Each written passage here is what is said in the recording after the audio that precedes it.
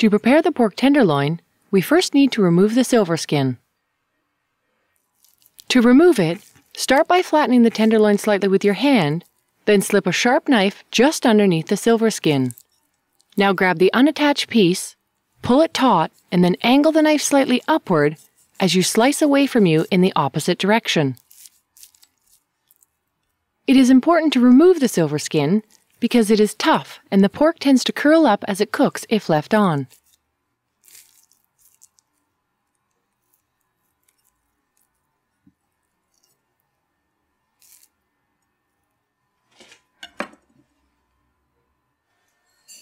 For the brine, dissolve the salt and sugar in 2 cups of hot water.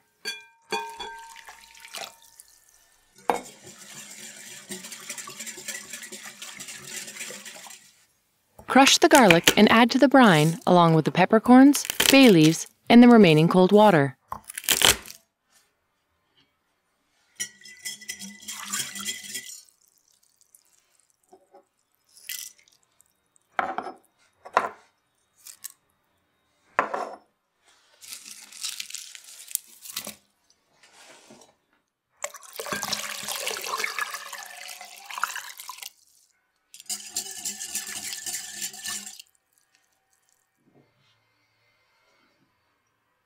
Then pour the brine over the pork and place in the refrigerator for 1.5 to 2 hours.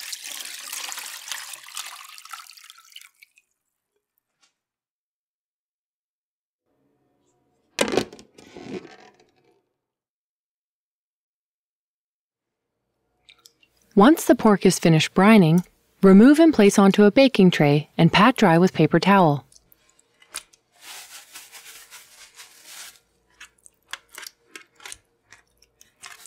It is important that you dry the pork well so that it browns properly when you sear it.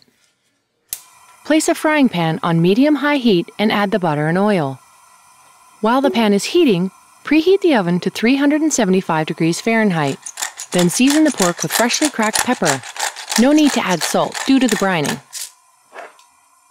I'm a bit of a food safety nut, so I use tongs to turn the pork. That way I'm not touching raw meat and then my pepper grinder.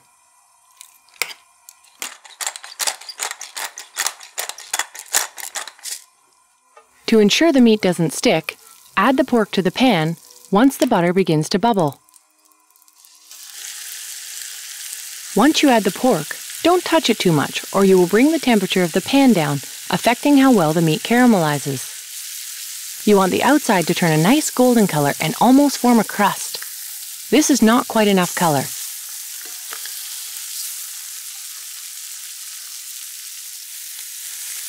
Now, this is ready to flip. We brown the pork for 2 reasons. First, it adds nice color to the meat. And secondly, the flavor left in the pan after browning adds big flavor when we deglaze the pan to make our sauce. Continue to turn the pork over until browned on each side. While you're waiting, spray a baking tray with nonstick spray. Once the pork is fully browned, transfer to the baking tray and place into the oven.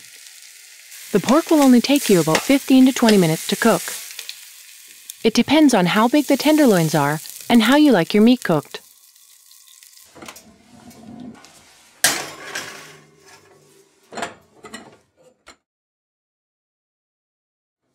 Now peel and slice the onions.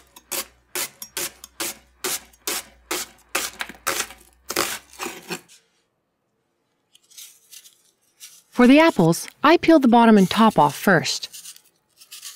This just makes it easier to peel the rest.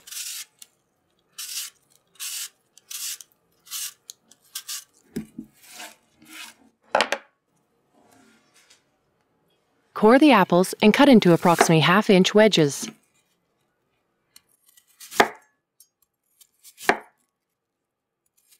I prefer to use Granny Smith apples when I cook because they are crunchy and tart and hold their shape well.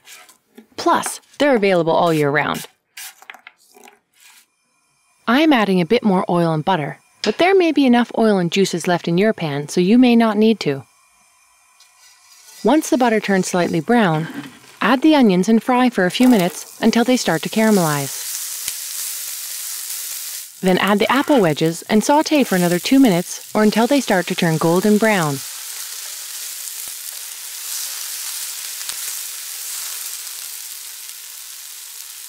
Then add the apple cider, white wine, and chicken stock.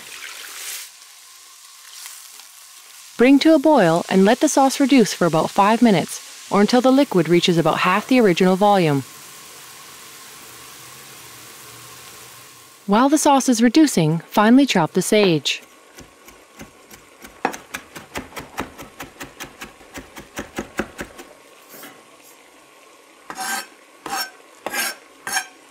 Mix the cornstarch and water together, making sure there are no lumps.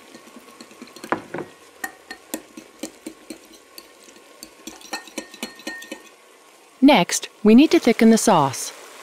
Just before adding the cornstarch, give it a quick stir because it often solidifies after sitting for a few minutes. Then slowly pour into the sauce, making sure the sauce is boiling. Cornstarch will only thicken at the boiling point. If by chance you added too much cornstarch, like I did, you can simply add a little more chicken stock. It's better to add the cornstarch a little bit at a time until you get the desired consistency. You should be looking for this consistency.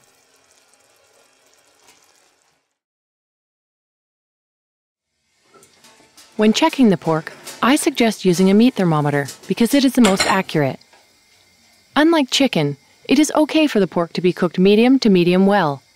In fact, I think it's better because it's more juicy and tender.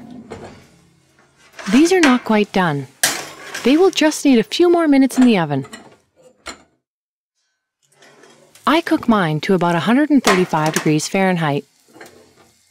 If you like your meat well done, you will need to cook it until the internal temperature reaches at least 160 degrees Fahrenheit. Pork tenderloins are often different sizes, so some will take longer to cook than others. This one here is ready, so I'm taking it out to rest. Place the pork onto a platter and cover with aluminum foil that has a few holes in it so that the steam can escape.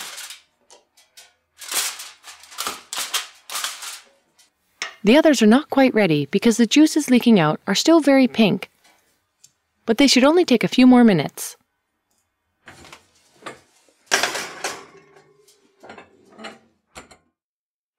Once the remaining pork is ready, place it onto the platter, letting the pork rest for at least 10 minutes. This will give you time to finish the sauce. For more flavor, drain any juices from the pork platter into the sauce, and then finish the sauce by adding the freshly ground pepper, sage, and butter.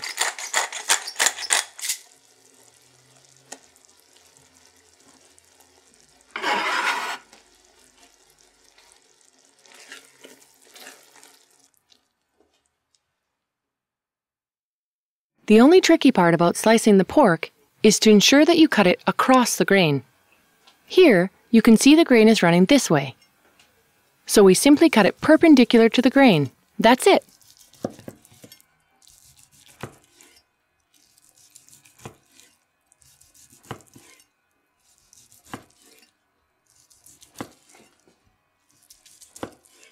I made soft polenta and sautéed green beans to go with this pork because I like the different textures and colors, not to mention the flavor combination. But this pork would also be nice with mashed potatoes and sautéed cabbage.